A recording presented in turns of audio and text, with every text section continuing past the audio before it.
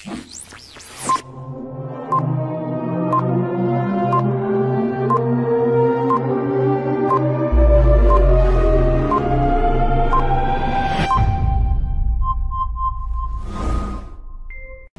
yang dapat melakukan perkembangbiakan generatif adalah tumbuhan yang memiliki bunga, lantas bagaimana perkembangbiakan tumbuhan yang tidak memiliki bunga? Mari kita cari tahu.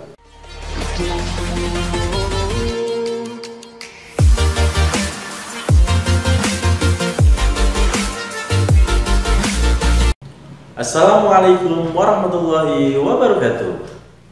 Bagaimana kabar kalian? Semoga kita semua senantiasa sehat selalu.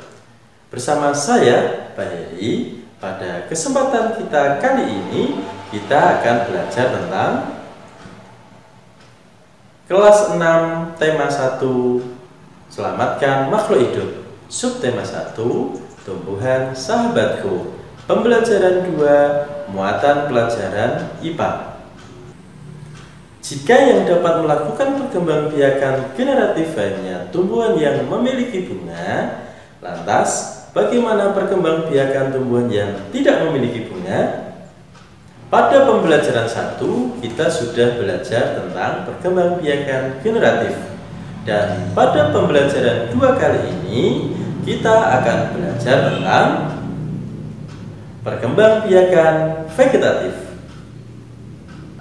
Perkembangbiakan vegetatif adalah perkembangbiakan tumbuhan tanpa kawin.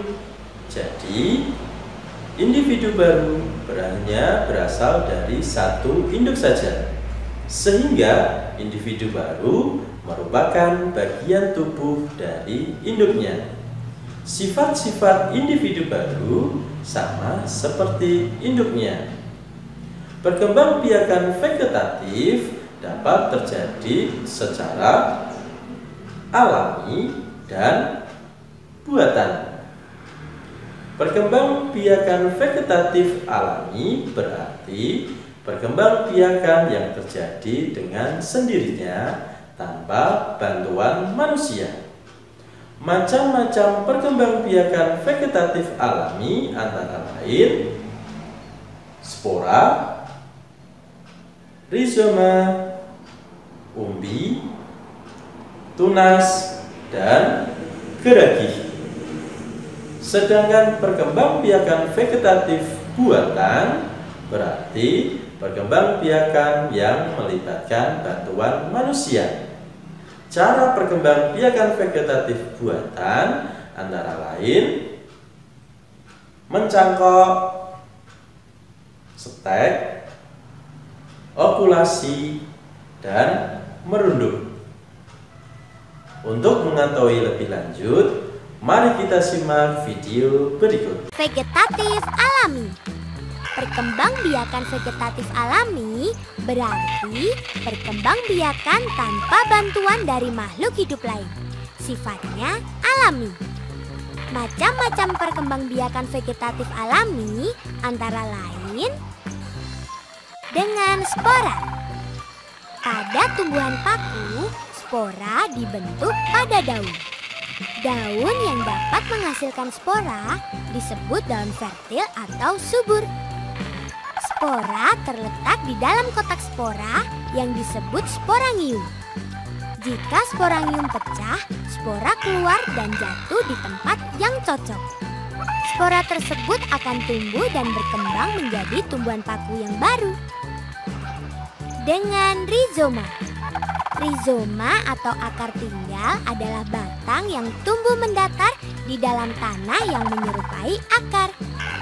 Ciri-ciri rizoma atau akar tinggal adalah sebagai berikut. Bentuk seperti akar, beruas-ruas seperti batang. Pada setiap ruas terdapat daun yang berubah menjadi sisik.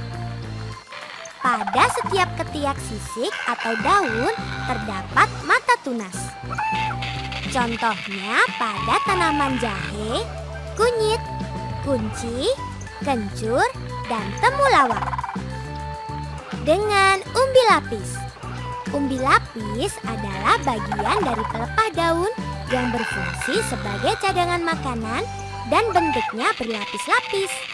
Di bagian pangkalnya terdapat batang berbentuk cakram dan berruas-ruas. Pada bagian ketiak daun terdapat tunas sebagai calon individu baru yang disebut siung. Contohnya pada bawang merah dan bawang putih. Dengan umbi batang.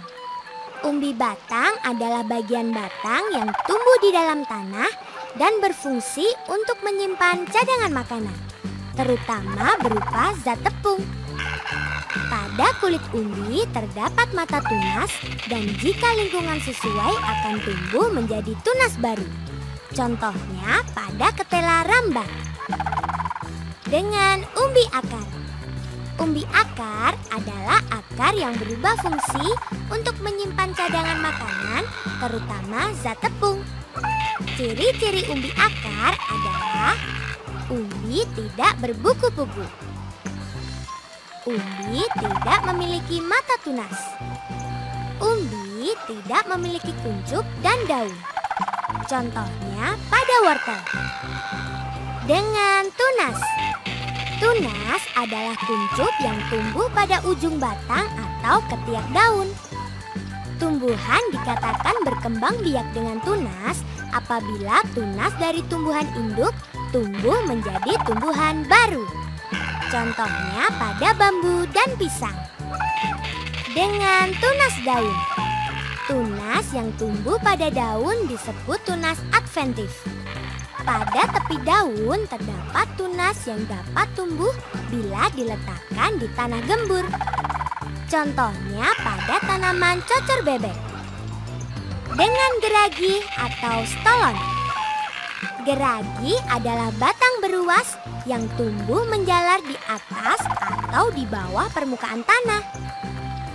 Ruas tanaman bila menyentuh tanah akan tumbuh akar dan tunas baru sehingga menjadi tanaman baru. Contoh tanaman yang menjalar di atas permukaan tanah yaitu pada tanaman stroberi. Sedangkan yang di bawah permukaan tanah contohnya pada rumput teki.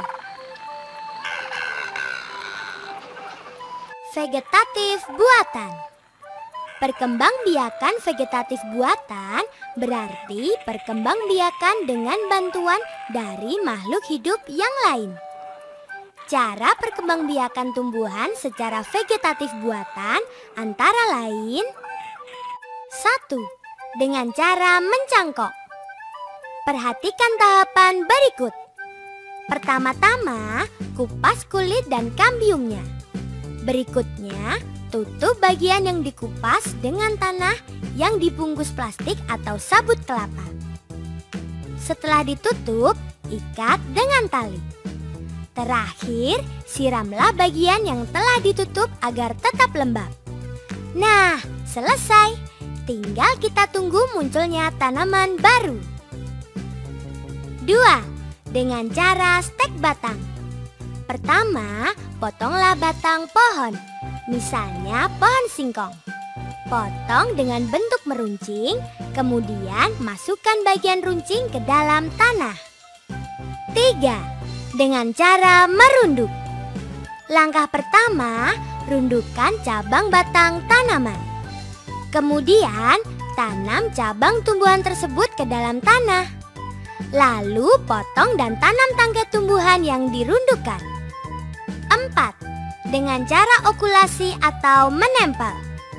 Pertama, iris kulit batang yang akan ditempeli. Berikutnya, iris kulit batang yang sebesar irisan batang yang akan ditempeli. Kemudian, irisan ditempel pada batang yang akan ditempeli. Terakhir, ikat dengan tali rafia sampai tunas tumbuh. 5. Dengan cara kopulasi atau menyambung. Pertama-tama, potonglah bagian batang dari tumbuhan satu. Lalu, potonglah bagian batang dari tumbuhan dua. Setelah itu, sambungkan batang tumbuhan satu dengan batang tumbuhan dua. Ikatlah batang kedua tumbuhan tersebut.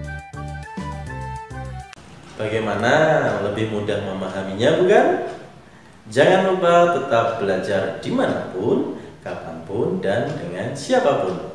Sampai jumpa di pertemuan berikutnya. Wassalamualaikum warahmatullahi wabarakatuh.